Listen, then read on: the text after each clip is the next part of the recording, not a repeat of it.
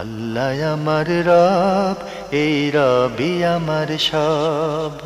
দামে দামে তন মনে তারি অনুভব। তোমার দুনিয়াতে আমি যেদিকে তাকাই, অথই নিয়ামতে ডুবে আছি সবাই। পাক পাখালির গানে শুনি তসবিহ কালো রব, তসবিহ কালো রব। আল্লাহ আমার রব, এই রবি। আসসালামু আলাইকুম, আলহামদুলিল্লাহ, আসসালাতু ওয়াসসালামু আলা রাসূলিল্লাহ। প্রিয় দর্শক, আপনারা যারা দেশে আছেন প্রবাসে, সবাইকে জানাই অনেক অনেক প্রীতি ও শুভেচ্ছা। শুরু হল এনটিভি আয়োজিত এবং লাভ হলো নিবেদিত অনুষ্ঠান আপনার জিজ্ঞাসা। আপনাদের সাথে আছি আমি জয়নুল আবেদিন আজাদ। আর আপনাদের মনে জাগা প্রশ্নের জিজ্ঞাসার জবাব দিচ্ছেন বিশিষ্ট আলেম ডক্টর মোহাম্মদ সাইফুল্লাহ। আসসালামু আলাইকুম ওয়া রাহমাতুল্লাহি ওয়া বারাকাতুহু। প্রিয় দর্শক, চলুন তাহলে জিজ্ঞাসার জগতে। শুরুতে একটি ইমেল পাঠিয়েছেন মোহাম্মদ সুজন। লিখেছেন, কুরবানি না করে ঈদের পরের দিন আকিকা করা যাবে কি? আকিকা করতে ঈদের পর দিন কোনো ধরনের নিষেধাজ্ঞা নেই। ঈদের দিনও আকিকা করতে পারবেন, ঈদের পর দিনও পারবেন, দুটাই জায়েজ। কিন্তু কোরবানি না করার মানে কারণ কি সেটা এইটা তো উল্লেখ করেন নেই। এই জন্য আমাদের যখন আমরা প্রশ্ন করব, প্রত্যেকটা ভাই এটা খেয়াল রাখতে হবে যে আমি যে আসলে প্রশ্নটা করতেছি মানে সেখানে সুস্পষ্ট কথা বলছি কিনা, না আপনি কোরবানি করেন নাই কেন সেটা তো আপনাকে জানতে হবে। যদি এমন হয় যে আপনার আকিকা এবং কোরবানি দুয়ের মধ্যে আপনার আকিকার সামর্থ্য আছে কিন্তু কোরবানির সামর্থ্য নেই, যদি এমনটা হয় যে কোনো ব্যক্তির ইয়ামুল আদহা এর দিনে, ঈদের দিনে তার সামর্থ্য আছে, মানে ৭ম তারিখ হয়ে গিয়েছে, এখন আকিকাও করা দরকার, কোরবানিও করা দরকার, যেহেতু ঈদুল আদহা এর জন্য কোরবানি করা দরকার, কিন্তু তার সামর্থ্যের মধ্যে আছে, আর্থিক সামর্থ্য হচ্ছে শুধুমাত্র আকিকা করার, তাহলে সেই ক্ষেত্রে সে ব্যক্তি উত্তম হচ্ছে যেটা, সেটা হলো তিনি আকিকা করবেন। তিনি আকিকা করবেন, যেহেতু আকিকাটা মানে একেবারেই সময়ের সাথে মোকাইয়াদ। আর আকিকা করবেন, এর মাধ্যমে তিনি আল্লাহ রাব্বুল আলামিনের সন্তুষ্টির জন্য জবে করতেছেন। আকিকাও মানে এতটুকু নিয়ত করবেন, তাহলে একদল ওলামায়ে কেরাম বলেছেন যে তার কোরবানিও হয়ে যাবে, কোরবানির ফজিলত পেয়ে যাবেন, সওয়াব পেয়ে যাবেন। ইমাম আহমদ বিন হাম্বল রহমতুল্লাহ থেকে একটি রিওয়ায়াত উল্লেখ করেছেন সাহিবুল ইনসাফ ইমাম মারদাউই রহমতুল্লাহ আলাইহি। বাকি এই মাসআলার মধ্যে আলাদা দ্বিমত আছে। বিশুদ্ধ কথা হচ্ছে যে এর মাধ্যমে আসলে কোরবানি আদায় হবে না, কিন্তু তিনি যদি এর সাথে কোরবানি নিয়ত করেন তাহলে সওয়াব পেয়ে যাবেন, যেহেতু তিনি জবে করেছেন, তার সামর্থ্য নেই। সামর্থ্য নেই, আল্লাহ সন্তুষ্টির জন্য জবে করেছেন। কিন্তু সেই ক্ষেত্রে তিনি শুধুমাত্র কোরবানির নয়, আকিকার জন্য জবেটা করবেন, তার জবেটা হবে আকিকার জন্য। আর যদি তার সামর্থ্য থাকে আকিকা করার এবং কোরবানি করার, তাহলে তিনি কোরবানিও করবেন, আকিকা করবেন। যদি পরের দিন ৭ম তারিখ হয় আর আপনার কাছে টাকা আছে শুধুমাত্র আকিকা করার, ৭ম তারিখ পরের দিন হয়, তাহলে আপনি ঈদের দিনই আকিকা করবেন, কারণ উত্তম হচ্ছে ঈদের দিনও আকিকা করা যাবে, এই দিনে জবে করাটা হচ্ছে উত্তম। এই ক্ষেত্রে আপনার আকিকাও হয়ে যাবে এবং আপনি আশা করা যায় ইনশাআল্লাহ তাআলা যদি আপনার নিয়ত সঠিক হয় তাহলে আপনি এর মাধ্যমে আকিকার সাথে আপনি কোরবানির ফজিলত ইনশাআল্লাহ তাআলা পেয়ে যাবেন।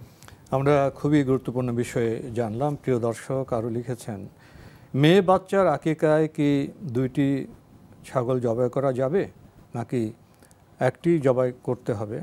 সুন্নাহ হচ্ছে একটি জবে করা, সুতরাং সেক্ষেত্রে উত্তম হচ্ছে একটাই জবে করবেন। বাকি যদি আপনি মনে করেন যে না আমার সামর্থ্য আছে, আমি আরও বেশি জবে করতে পারবো, জুমহুর আহলে ইলম বলেছেন যে আপনার জন্য জায়েজ আছে, আপনি একাধিক জবে করতে পারবেন, নিষিদ্ধ নয়। মানে এক্ষেত্রে সামর্থ্যের জন্য আল্লাহ রাসূল সাল্লাল্লাহু আলাইহি ওয়াসাল্লাম এটাকে সুনির্দিষ্ট করে দিয়েছেন, কিন্তু সামর্থ্যে যদি কারো বেশি থাকে তাহলে তিনি যদি বেশি জবে করেন আল্লাহ সন্তুষ্টির জন্য, এটা তার জন্য জায়েজ। তবে এটা আমাদের একটা বিষয় খেয়াল রাখতে হবে, যেটা সেটা হলো এটা আকিকা করা অথবা কোরবানি করা এগুলো কিন্তু ফখরের বিষয় নয়, অহংকারের বিষয় নয়, মানে প্রচার প্রসারের বিষয় নয়। আমাদের অনেকে দেখা যায় আমি 4টা মানে পশু দিয়ে আকিকা করেছি, আমি অনেক বড় মানে গরু দিয়ে কোরবানি করেছি, না, এই ব্যাপারটা এই জায়গায় যদি চলে যায়, যেটাকে বলা হয় প্রদর্শন ইচ্ছায় যদি চলে যায়, রিয়াতে যদি চলে যায়, তাহলে কিন্তু ইবাদতের মান থেকে হারিয়ে শিরকের দিকে চলে যাবে। খবরদার, এক্ষেত্রে আমাদেরকে সতর্কতা অবলম্বন করতে হবে, কোনো সন্দেহ নেই। আমরা খুবই গুরুত্বপূর্ণ বিষয়ে অবগত হলাম। প্রিয় দর্শক, আমাদের হাতে একটি চিঠি যিনি পাঠিয়েছেন নাম প্রকাশে অনিচ্ছুক লিখেছেন, মহিলারা দূরে থাকলে মা বাবা বা শ্বশুর বাড়িতে বেড়াতে গেলে কি সম্পূর্ণ নামাজ পড়বে না কসর পড়বে? শ্বশুর বাড়ি বলতে কি বোঝাচ্ছে? শ্বশুর বাড়ি হচ্ছে নিজের বাড়ি। শ্বশুর বাড়ি কি আর আলাদা কোনো বাড়ি না, শ্বশুর বাড়ি আলাদা কিছুই না। যদি আপনার সেখানে সব ব্যবস্থা থাকে, মানে আপনার থাকার সকল প্রকার যদি ব্যবস্থাপনা থাকে, তাহলে এটা আপনার নিজের বাড়ি। সেখানেই আপনি যদি যান তাহলে আপনি সেখানে কসর করবেন না, আপনি পরিপূর্ণ সালাত আদায় করবেন। যেহেতু আপনার মানে সেখানে যাওয়ার সাথে সাথেই পরিবার পরিজন সব আত্মীয় স্বজন খাওয়া দাওয়ার আয়োজন আছে, সব কিছু আছে, সব ব্যবস্থা আছে। সেখানে আপনি এক প্রকারের তাআহুল মানে পরিবারের সাথে চলে গেছেন, মিশে গেছেন, মানে পারিবারিক পরিবেশে চলে গিয়েছেন। যেমন নিজ বাড়িতে যখন যান, বাপের বাড়িতে পারিবারিক পরিবেশে আপনি চলে গিয়েছেন, পরিবারের মধ্যে ঢুকে গিয়েছেন। কোনো ব্যক্তি নিজ পরিবারের মধ্যে যখন ঢুকে যাবে তখন তিনি মুসাফির কথা বলার কোনো সুযোগ নেই। তাকে মুসাফির পরিবার সাথে বলা হয় না, শরীয়তের দৃষ্টিতে তাকে মুসাফির বলা হবে না। আমরা জানলাম মা বাবার বাড়িতে, শ্বশুর বাড়িতে আমাদের সম্পূর্ণ নামাজই পড়তে হবে। প্রিয় দর্শক আরও লিখেছেন, মেয়ে যদি 200 বা 250 কিলোমিটার দূরে পড়াশোনা করে, বাড়িতে 7-8 দিনের জন্য বেড়াতে আসলে কি কসর করবে না সম্পূর্ণ নামাজ পড়বে? একই কথাই তো, একই কথা, সম্পূর্ণ নামাজ নিজ বাড়িতে আসলে সম্পূর্ণ সালাত আদায় করবে। একই কথাকে দুইভাবে উল্লেখ করেছেন। জি, কোথাও ভ্রমণ করার সময় যদি ফজরের নামাজ কাজা হয় তাহলে কিভাবে আদায় করতে হবে? কাজা হওয়ার পদ্ধতি কি সেটা উল্লেখ করে নেই, কাজা হওয়ার কোনো সুযোগ নেই। ফজরের সালাত যদি আপনি সময়মতো আদায় না করতে পারেন, যখনই আপনি আদায় করার সুযোগ পাবেন, যদি ওজরের কারণে হয় থাকে, তাহলে সাথে সাথেই আদায় করে নেবেন, সাথে সাথে আদায় করে নেবেন। সেটাই হচ্ছে ফজরের সালাত আদায় করার পদ্ধতি। সুতরাং কাজা হওয়ার কোনো সুযোগ নেই যে উনি সালাত আপনি আর ইচ্ছাকৃত সালাত তরক করাটা এটা কুফরি, এটা ভয়ঙ্কর অপরাধ। সাহাবায়ে কেরামগণ এটাকে কুফরি মনে করতেন।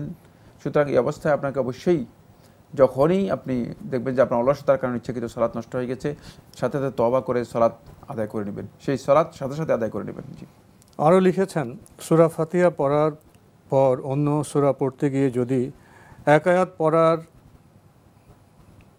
বাকি সূরা মনে না আসে তাহলে কি করতে হবে?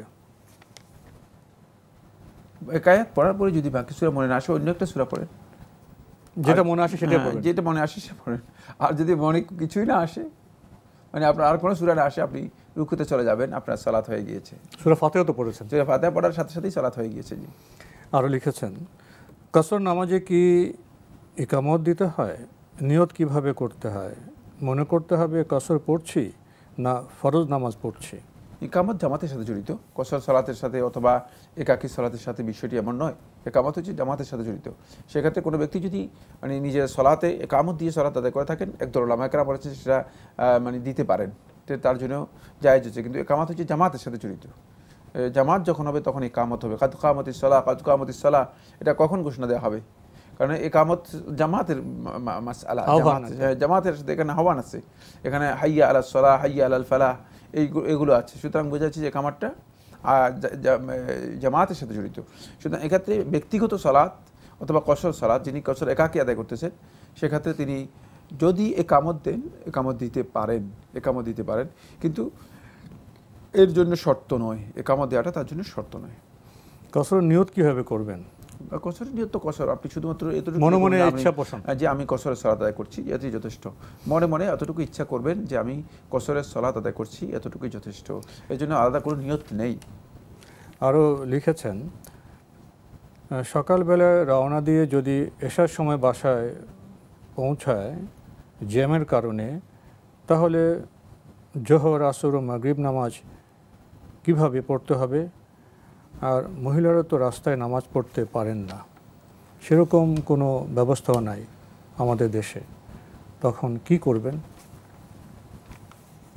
সকালবেলায় যদি রওনা করেন, এরপরে মানে বাসায় পৌঁছতে যদি মাগরিব এর সময় হয়ে যায়, আর পথিমধ্যে যদি আপনি সালাতের কোনো ব্যবস্থা আপনার না থাকে, মানে আপনি সালাত আদায় করার মতো কোনো সুযোগ না পান, আপনি যখনই বাসায় পৌঁছবেন তখনই উজু করে, অথবা উজু থাকলে প্রথমেই জোহর, তারপরে আসর, তারপরে মাগরিব, এই সালাত আদায় করে নেবেন।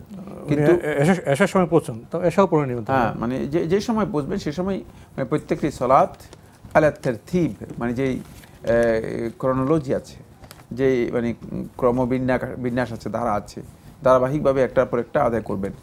এক্ষেত্রে জোহর এবং আসর এই দুইটা যদি আপনার মাঝখানে পড়ার সুযোগ থাকে আপনি উত্তম হচ্ছে আপনি পড়ে নেওয়া।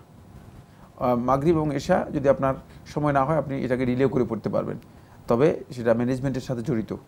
মানে খেয়াল রাখতে হবে যে সলাৎকে কোনোভাবেই মানে সামান্য মনে করে অবহেলা করে দেখার সুযোগ নেই। আপনি যে সফরে যাচ্ছেন, সফরে আপনার সলাৎটা কোথায় আদায় করবেন, আদৌ কি আদায় করার সুযোগ আছে কিনা, এই বিষয়টা চিন্তা করে আপনাকে বের হতে হবে। মানে আপনি আপনার সফরের জন্য আপনি একটা টিকিট করেন, সফরের জন্য একটা প্রস্তুতি থাকে, কিন্তু সলাতের জন্য আপনার কোনো প্রস্তুতি নাই, এটা হবে না। এটা আসলে ইমানদার ব্যক্তিদের হওয়ার কথা না। সুতরাং এখানে বোঝা যাচ্ছে যে আমাদের সলাতের ব্যাপারে কিছুটা গাফলতি রয়েছে, কিছুটা অমনোযোগিতা রয়েছে। সেই অমনোযোগিতাকে দূর করতে হবে।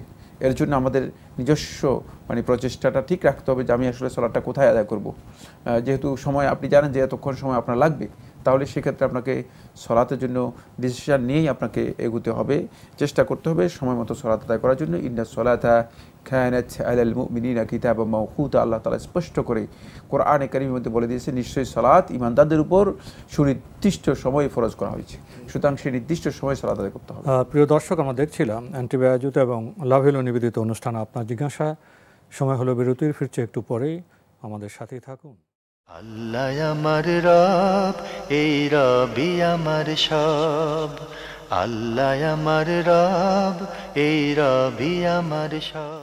বিরতির পর আমরা আবার ফিরে এলাম আপনার জিজ্ঞাসায়। আমাদের হাতে একটি চিঠি, মোটামুটি দীর্ঘ চিঠি বলা যেতে পারে। তো আপনি যে চিঠিটি পাঠিয়েছেন নূর, খুলনা থেকে, আপনি অনুরোধ করেছেন যেন আমরা ধৈর্য নিয়ে চিঠিটি পড়ি।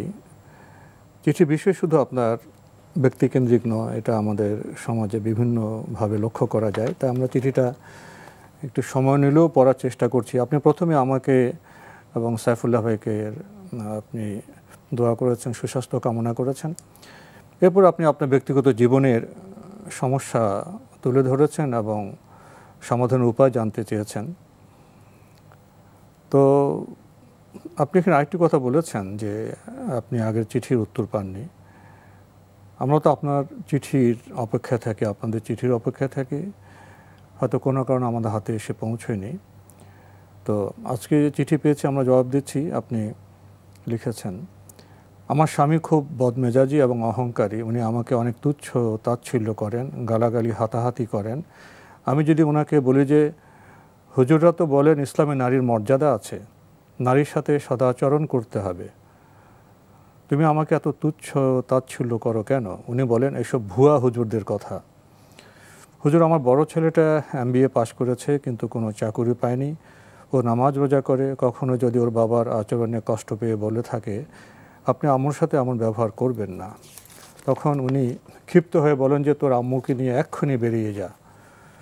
হুজুর, করোনার শুরুতে প্রায় 5 মাস আমার পরিবারের সব লোক বাসায় ছিল, বাসায় কোনো কাজের লোক ছিল না। আমি একাই অনেক কষ্ট করে সবার কাজ করতাম। তারপরে উনি আমার খুঁত ধরতে থাকতেন, কৃতদাসীর মতো ব্যবহার করতেন। ওনার মতো আমার ছোট ছেলেটাও আমার সাথে মেজাজ করে কথা বলে, আমার সামনে অকথ্য ভাষায় গালাগালি করে। যদি কখনো ঝগড়া বাঁধে, আমি মনের কষ্টে জোরে কথা বলে ফেলি, তখন ও আমাকে বলে কুত্তার মতো করবা না, চোখ গরম করে আমার উপর বলে তুমি যদি মা না হতে তাহলে যে কি করতাম ঠিক নেই। ছেলেটা আবার ইঞ্জিনিয়ারিং পাশ করেছে, আর আমার একটা মেয়ে আছে, ও আমার কোনো কথা শোনে না। আমি যদি বলি একে একে বাইরে যাবা না, সুন্দরভাবে চলাচল করবা, তখন ও বলে তোর কথা মতো চলবো না। হুজুর, আমার স্বামী আমার ছেলেমেয়েরা লোকজনের সাথে অনেক খারাপ ব্যবহার করে। আমি যদি বলি কাজের লোকের সাথে খারাপ আচরণ করো না, তখন ওরা আমাকে অনেক বেশি কথা শোনায়।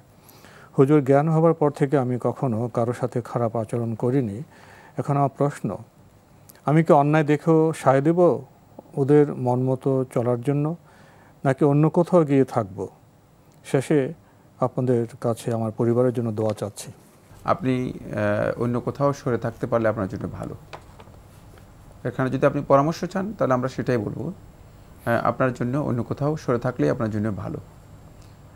আর যদি আপনি মনে করেন যে না আপনি সরে থাকবেন না, এই পরিবারেই থাকবেন এবং পরিবারের সবাইকে আপনি সহযোগিতা করবেন, তাহলে আপনাকে আরও ধৈর্যশীল হতে হবে। আপনার ধৈর্যের প্রচুর অভাব, মানে আপনার প্রশ্ন থেকে আমরা বুঝতে পেরেছি। আরও অনেক বেশি ধৈর্যশীল হতে হবে। তাদের আচরণ কোনো সন্দেহ নেই, তাদের আচরণের মধ্যে ভুল আছে, ভুল থাকবেই, সেক্ষেত্রে আরও নিজেকে ধৈর্যশীল করতে হবে, ধৈর্য ধারণ করতে হবে বেশি। সবরটা ততক্ষণ পর্যন্ত করতে হবে যতক্ষণ পর্যন্ত সবর জামিল, সুন্দর সবর হয়। সুন্দর সবরের দুটি বৈশিষ্ট্য। এক নম্বর বৈশিষ্ট্য হচ্ছে যে আল্লাহর বান্দাগণ আল্লাহ রাব্বুল আলামিন ছাড়া কোনো ব্যক্তির কাছে এর জন্য অভিযোগ করবে না, কোনো ধরনের ব্লেম করবে না। পরিপূর্ণরূপে আল্লাহ রাব্বুল আলামিনের কাছে শুধুমাত্র নিজের কষ্টটুকু, নিজের দুঃখ ব্যথাটুকু আল্লাহ তাআলার কাছে তুলে ধরবে। দ্বিতীয় নম্বর সবর জামিলের বৈশিষ্ট্য হচ্ছে যে আল্লাহর বান্দাগণ আল্লাহ তাআলার ফয়সালাকে পরিপূর্ণরূপে মেনে নেবে। আল্লাহ তাআলার ফয়সালা মনে করবে যে এটাই আল্লাহর ফয়সালা, এই ধরনেরই আল্লাহর ফয়সালা মেনে নেবেন। এখানে সবর জামিলের জন্য আপনাকে যে পরামর্শ দিচ্ছি এটা খুবই গুরুত্বপূর্ণ। তাহলে আপনি হয়তো আপনার সংসারের জন্য কিছু কল্যাণ নিয়ে আসতে পারবেন। দ্বিতীয় যে পরামর্শটুকু দেবে সেটা হচ্ছে অধিক পরিমাণে তাদের জন্য দোয়া করুন।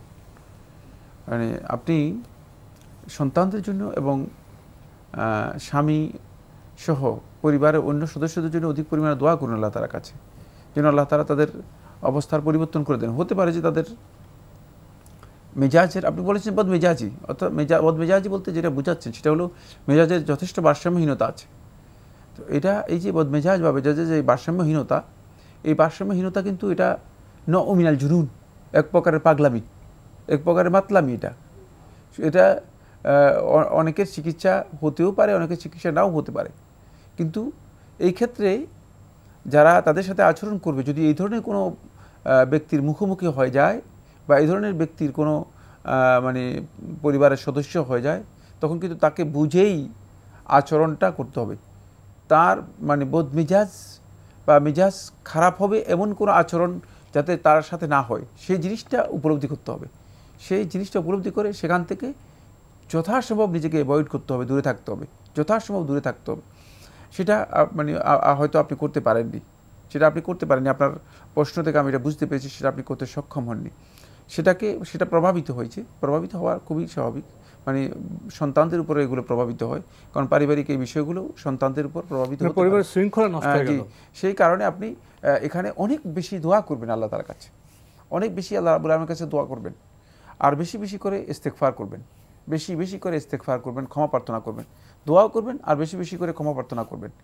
লা হাওলা ওয়ালা কুওয়াতা ইল্লা বিল্লাহ, আস্তাগফিরুল্লাহ ওয়া আতুবু ইলাইহি, আস্তাগফিরুল্লাহল আযীম আল্লাযী লা ইলাহা ইল্লা হুয়াল হাইয়ুল কাইয়্যুম। এটা বেশি বেশি করে পড়বেন। অবশ্যই আল্লাহ সুবহানাহু ওয়া তাআলা, আমি আশা করি ইনশাআল্লাহ তাআলা এর জন্য একটা উত্তম পথ আল্লাহ তাআলা মুক্ত করে দিবেন। কিন্তু আমি প্রথমে বলেছি যদি দেখেন যে একেবারেই সম্ভব নয়, তাহলে আপনি আপনার জন্য আলাদা থাকাটাই আপনার জন্য উত্তম। সেটা আমি বলেছি। যদি আপনি দেখেন যে একেবারেই মানে এখানে সম্ভব নয়, পসিবল নয় থাকা, তাহলে আপনি আলাদা যাওয়াটাই আপনার জন্য উত্তম। জি, চিঠির আরেকটি বিষয় হলো উনি যেটা বললেন, জি জি, যে ওনার স্বামীকে বলেছেন ইসলাম তো নারীকে মর্যাদা দিয়েছে, সদাচরণ করতে বলা হয়েছে। এর জবাবে উনি বললেন যে যারা এসব কথা বলেন তারা ভুয়া হুজুর। এই বিষয়টি কেমন? আর উনি যে অন্যায় করছেন স্বামী, সে বিষয়ে কি কিছু বলবেন? হতে পারে বলে যে বদমেজাজি, হয়তো মেজাজের সময় মানে ভুল কথা, কোনো সন্দেহ নেই। ইসলামের সাথে তার এই বক্তব্যের কোনো সম্পর্ক নেই। জি, তো আজকে আমাদের এখানে শেষ করতে হচ্ছে। আপনাকে অনেক ধন্যবাদ। আপনাকে অশেষ ধন্যবাদ। প্রিয় দর্শক, আমরা দেখছিলাম এনটিভি আয়োজিত এবং লাভ হলো নিবেদিত অনুষ্ঠান আপনার জিজ্ঞাসা। আমাদের অনুষ্ঠান আপনারা এনটিভি অনলাইনেও দেখতে পারবেন, ভিজিট করুন www.ntvbd.com। এছাড়া ইউটিউবে এবং আমাদের ভেরিফাইড ফেসবুক পেজে অনুষ্ঠান দেখতে পারবেন। একটি গৃহ থেকে একজন নারী বাবা মাকে ছেড়ে স্বামীর ঘরে আসেন, স্বামী তার দায়িত্ব গ্রহণ করে থাকেন। তো এখানে আমার যে স্বামীর পরিচয় পেলাম একটু আগে চিঠিতে, তিনি কাঙ্ক্ষিত স্বামী নন, তার সংশোধনের প্রয়োজন আছে। অপরপক্ষে যারা স্ত্রী তাদের আরও ধৈর্যের বিষয় আছে। আর আমরা অনেক সময় মেজাজ হারিয়ে ভুল কথা বলি, সেটাকে আমাদের জন্য কোনো কল্যাণ বয়ে আনবে? স্বামী প্রবর আপনার দৃষ্টি আকর্ষণ করছে, যারা এ ধরনের আচরণ করছেন তারা সংযত হন, জেনে কথা বলুন। চিঠি লিখুন, প্রশ্ন পাঠান আমাদের ঠিকানায়। পরিচালক আপনার জিজ্ঞাসা, এনটিভি, বিএসসিসি ভবন, 7ম তলা, 102 কাজী নজরুল ইসলাম অ্যাভিনিউ, কারওয়ান বাজার, ঢাকা 1215। ইমেল অ্যাড্রেস আপনার জিজ্ঞাসা @ntvbd.com। প্রিয় দর্শক, মহান আল্লাহ আমাদের সবাইকে নিরাপদে রাখুন শান্তিতে। আসসালামু আলাইকুম। আল্লাহ আমার রব, এই রবি আমার সব, দামে দামে তুন মনে তারি অনুভব। আল্লাহ আমার রব, এই রবি আমার